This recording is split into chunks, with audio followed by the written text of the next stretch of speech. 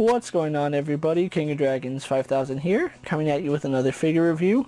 Today we'll be having a look at the Mcfarlane Toys DC Multiverse Batman from The Dark Knight Returns. And so here we have the Mcfarlane Toys Dark Knight Returns Batman pose and out of the packaging. Before we take a look at the figure, let's actually run through his accessories really fast. Batman does come with 2 pairs of hands. We do get a pair of fists. Then we get a pair of grip hands. Batman also does come with a rope tied to a batarang, which does look really nice. Then he does come with the front legs and the tail of the horse Build-A-Figure, which we'll have a better look at when it's all put together, as well as a Mcfarlane display stand. Other than that, Batman doesn't come with anything else, so let's actually take a closer look at the figure. And so here we have a closer look at the Dark Knight Returns Batman, and I have to say this, my initial thoughts were I wasn't going to like this figure, but man, do I like this figure. Mcfarlane did a lot of things right with this figure, and I feel like they only did one thing wrong, which we'll have a look at that in a little bit, and I do mean in a little bit. We'll talk about the positives of this figure first. Starting at his head, even though it's not the right shape of the head, I think his jaw should be a little more squared. This still has a Mcfarlane-esque feel to it, but it still stays true to the Dark Knight Returns artwork, and I feel like Mcfarlane did a really good job of encapsulating the Frank Miller style with his own, because this looks like a good amalgamation of Frank Miller's artwork with Mcfarlane's artwork, so I gotta give him credit for doing that. It's a very nice head sculpt. It stays true to the source material while at the same time adding Mcfarlane's own personal take on it. Although I feel like his head could be a little bit bigger and wider, it's still very nice, and I love these really short ears, and the detailing on the mask looks really good. Face, of course, does an excellent job of conveying a more angry, disheveled Bruce, so yeah, this is a very nice Batman in terms of sculpt. Having a look at the torso, this is a very good sculpt from Mcfarlane. I do like the detailing in the suit right here. You can see all the wrinkles look very nice. I do like the fact that they did make the bat a separate emblem. Although it's not 100% accurate to what the emblem should look like, it's close enough. I think it should have a little more scallops right here at the bottom, but overall it still looks really nice, and it's that really nice big bat emblem that Frank Miller made. Again, it brings the Mcfarlane style into the Frank Miller style, and I think it works for this figure. I wasn't a fan of the Joker that they made. Robin blew me away, and this Batman, it's starting to give me good vibes. I am liking it. I really do love the bulkiness of this Batman. It really does harken back to the Dark Knight Returns. It's very, very nicely done, and you can see just how massive this Batman's arms are. It's a much older, meaner Bruce. I'm not going to say meaner and leaner because he's not lean by any stretch of the imagination. But yeah, I really do like the fins right here on his gauntlets and going all the way down to his gloves, where you can see I have him with the fists.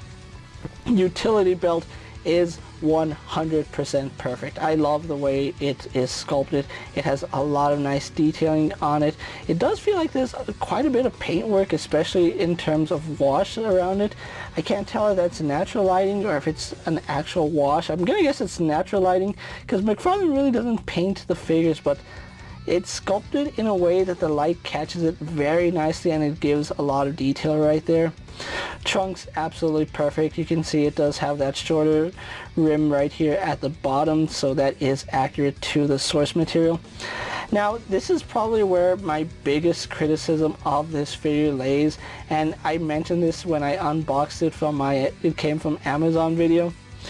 His legs are way too long, and that is not the way he looked in The Dark Knight Returns. His legs were stumpy, thick, almost tree trunk like, and these are almost like normal human legs, and I don't think it works for the figure.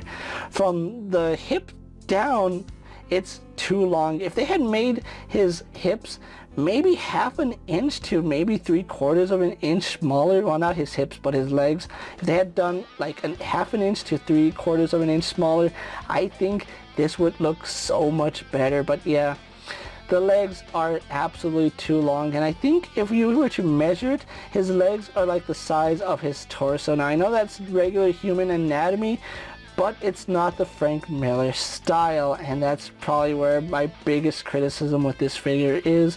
Also with articulation, but that's for another part of the video. But yeah, not a fan of these long legs. They should be stumpy, they should be thick, they are not the way they should be. But I do appreciate the detailing that they did sculpt into the figure. Really do like all these wrinkles throughout his costume. You saw that in the graphic novel. I do like the fact that he added some detail, like right here on his boots. The detailing works for this figure. And then this is probably my other big gripe about this figure. His feet. I mentioned this with Robin, that Robin had small feet. Batman should have massive feet. I'm talking giant Sasquatch style feet, and unfortunately he has like normal human proportion feet, which again, from the hip, and I do mean the hip joint because the hips are a separate piece from the thighs, from the hip going up, I'm perfectly okay with this figure. It looks like it should. From the hip down, they kind of botched this figure, and again, shorter legs and bigger feet would have been so much better. And I do appreciate the effort, but if you're gonna do something, don't do it halfway, do it complete.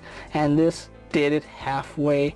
And I guess I'm okay with the cape. I think it should billow out more because that is the Dark Knight style, but overall I'm thoroughly happy with this figure. Even though he has short legs, you can get around that with posing. So with that out of the way, guys, let's actually get Batman compared to other figures you may have in your collection.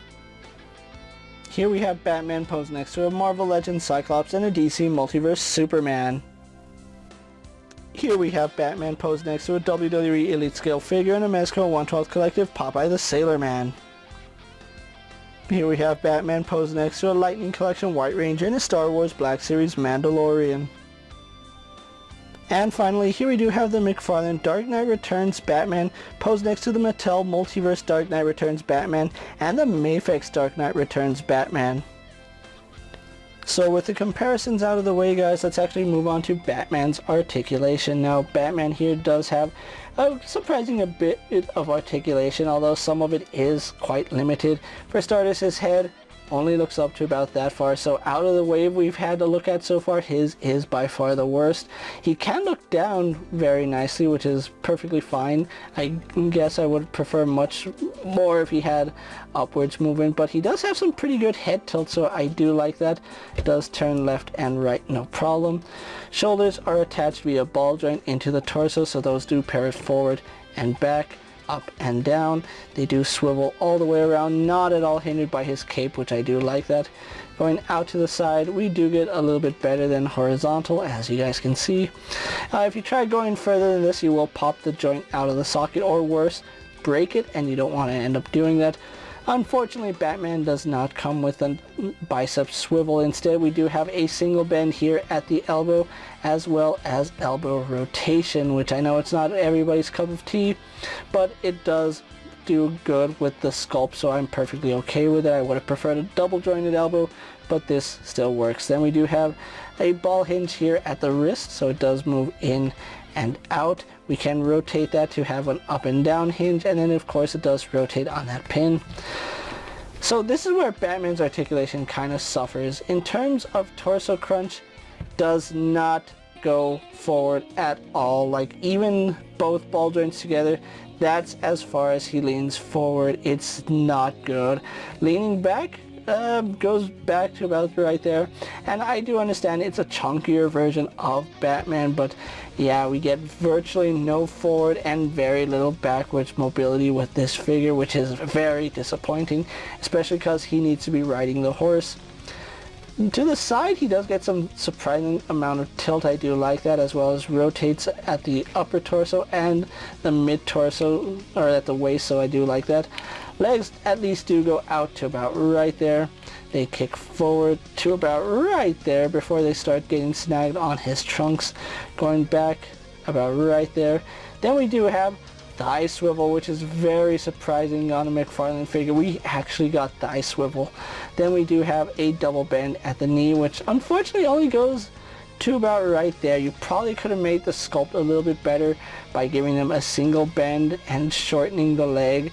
I much would have preferred that than this, to be quite honest.